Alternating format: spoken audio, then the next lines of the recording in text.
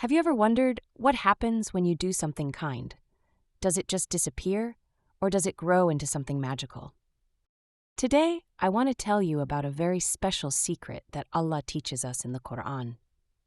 Once upon a time, there was a little child who had only one piece of bread for lunch.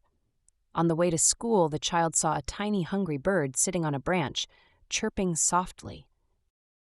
The child's tummy was rumbling, but looking at the little bird, the child smiled and broke the bread in half. "Here you go, little friend," the child whispered, placing the bread on the ground. The bird chirped happily and ate the bread. But something amazing happened that the child didn't see. That one small act of kindness was like planting a tiny seed. And you know what? Allah tells us in Surah Al-Baqarah, verse 261, that when we give and share, it's like planting one seed that grows into 7 big, beautiful spikes of grain.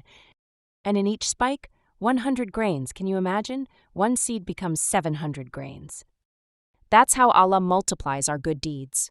When you share your toy, help your friend, or give a smile to someone sad, Allah makes that kindness grow and grow and grow. The child's kindness to the bird spread like magic. The bird sang beautiful songs that made others happy. Those happy people helped others, and those people helped even more. One small act of kindness became hundreds of blessings, just like Allah promised. So remember, dear friends, never think your kindness is too small. In Allah's eyes, every good deed is like a seed that grows into a beautiful garden of blessings. What kind act will you plant today?